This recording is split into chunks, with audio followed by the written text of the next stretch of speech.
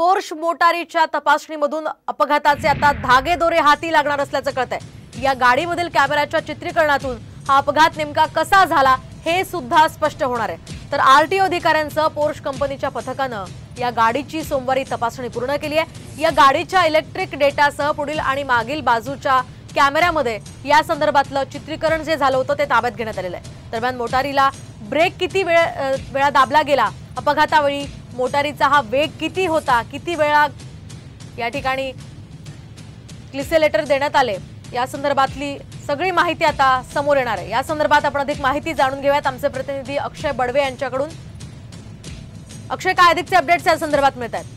निश्चितपणे कल्याणी नगर अपघातामधील जी Porsche motor वापरली गेली होती तिची तांत्रिक तपासणी जी आहे ती आता काल पूर्ण झालेली आहे। स्वतः मोटार कंपनीचे प्रतिनिधी तसंच आरटीओचे अधिकारी, कर्मचारी आणि पोलीस यांच्याकडून ही तपासणी जी आहे ती काल पूर्ण झालेली आहे।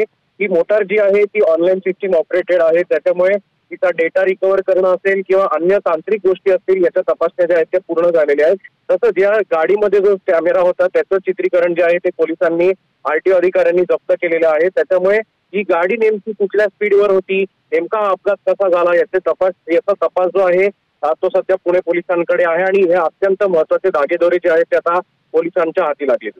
नक्कीच धन्यवाद अक्षय दिलेल्या या सविस्तर माहितीसाठी।